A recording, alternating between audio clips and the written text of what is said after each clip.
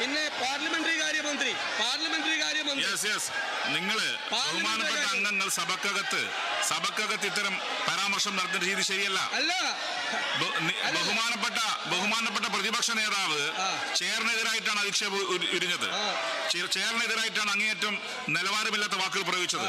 അതിന്റെ ഭാഗമായാണ് പാർലമെന്ററി കാര്യം മന്ത്രിയും ബഹുമാനപ്പെട്ട മുഖ്യമന്ത്രി പ്രതികരിച്ചത്. അത് സഭാരേഖ നീക്കിയിട്ടുണ്ട്. നിങ്ങൾ എന്തൊക്കെയാണ് ഒന്നോർത്ത് നോക്കൂ എന്നാണ് പറഞ്ഞത്. ഒന്ന്, ബഹുമാനപ്പെട്ട പ്രതിപക്ഷ നേതാവ് നടത്തിയ ഒരു മിനിറ്റ് ഞാൻ പറയാം. ബഹുമാനപ്പെട്ട LOP ഒരു മിനിറ്റ് പറയാം. അതെ, ഞാൻ പറഞ്ഞതിനെ സംസാരിച്ചോ? മൈക്ക് കൊടുത്തിട്ടില്ല അവിടെ മൈക്ക് കൊടുത്തിട്ടില്ല. ഞാനല്ലേ സംസാരിക്കുന്നത്, അവിടെ മൈക്ക് കൊടുത്തിട്ടില്ല. ബഹുമാനപ്പെട്ട പാർലമെന്ററി കാര്യമന്ത്രിയും അതുപോലെ പരാമർശം നടത്തി, എനിക്കെതിരായി പരാമർശം നടത്തി. ഞാൻ ഒന്നും പറയുന്നില്ല. എല്ലാവരെയും കൂട്ടിയോജിപ്പിച്ചുകൊണ്ട് പോകേണ്ട ഒരാളാണ് പാർലമെന്ററി കാര്യമന്ത്രി. ദൗർഭാഗ്യവശാൽ അദ്ദേഹത്തിന്റെ വകുപ്പ് പോലും ഭരിക്കാൻ ശേഷിയില്ല, വേറെ ആളുകളാണ് ഭരിക്കുന്നത്. അതുകൊണ്ട് അവരൊന്നും ഞങ്ങളെ അളവെടുക്കണ്ട. സാർ, ഈ സഭയിൽ MP രാഘവനെ തല്ലിച്ചതച്ചിട്ടില്ലേ? അന്ന് ആരായിരുന്നു പാർലമെന്ററി പാർട്ടി ലീഡർ? ഈ സഭ തല്ലിപ്പൊളിച്ചപ്പോ പുറത്തു നിന്ന് അതിന് ഒത്താശ കൊടുത്ത ആരാണ്?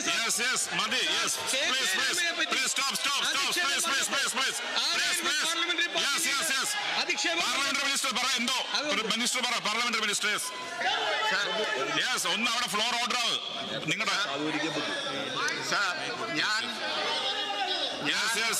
ബഹുമാനപ്പെട്ട മിനിസ്റ്റർ അങ്ങയുടെ നിരയിൽ നിരത്തിക്കോ. സാർ, ഞാൻ ബഹുമാനപ്പെട്ട പ്രതിപക്ഷ നേതാവിനെ കുറിച്ച് ഒരു വ്യക്തിപരമായ പരാമർശവും നടത്തിയിട്ടില്ല. ഞാൻ പറഞ്ഞോട്ടെ. അല്ല, അങ്ങേക്ക് അങ്ങനെ സ്ഥാപിക്കണമെങ്കിൽ എൻ്റെ ചെലവിൽ അങ്ങനെ സ്ഥാപിക്കണമെങ്കിൽ ഞാനതിന് ഉത്തരവാദിയല്ല. ഞാൻ പറഞ്ഞത് എന്താണ്? ശക്തരൻ കൗളിന് മുകളിൽ അദ്ദേഹം സ്വയം പ്രതിഷ്ഠിച്ചിരിക്കുന്നു എന്നതാണ്. പിന്നെ ചെയറിനെ കുറിച്ച് നടത്തിയ അധിക്ഷേപകരമായ പരാമർശങ്ങളുണ്ട്. അത് അധിക്ഷേപകരമല്ലെങ്കിൽ രേഖയിൽ നിന്ന് നീക്കം ചെയ്യേണ്ടി വരുമായിരുന്നില്ലല്ലോ. അത്തരം അധിക്ഷേപകരമായ പരാമർശങ്ങൾ നടത്തുക വഴി അപക്വമതിയാണ് എന്ന് അദ്ദേഹം തെളിയിച്ചു എന്നാണ്. സാർ, അതിനുശേഷം അത്രേ ഞാൻ പറഞ്ഞിട്ടുള്ളൂ. അതിനുശേഷം തിരിച്ചദ്ദേഹം വന്നു. ഞാൻ ചോദ്യത്തിന് മറുപടി പറയുമ്പോൾ അവരെല്ലാം കൂടി വന്നപ്പോൾ സ്വാഗതം ചെയ്യുകയാണ് ചെയ്തത്. പാർലമെന്ററി കാര്യമന്ത്രി എന്ന നിലയിൽ അവരെ സ്വാഗതം ചെയ്യുകയാണ് ചെയ്തത്. ആ ഘട്ടത്തിൽ സർ, അതിനുശേഷം അദ്ദേഹം ഇവിടെ സംസാരിച്ചു.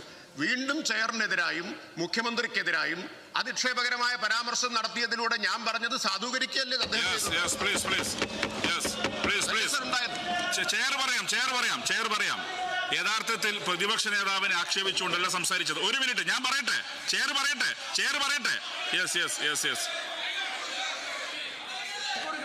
സാർ, ഈ സഭയ്ക്ക് ഒരു അന്തസ്സുണ്ട്, ഈ സഭയ്ക്ക് ഒരു പാരമ്പര്യമുണ്ട്.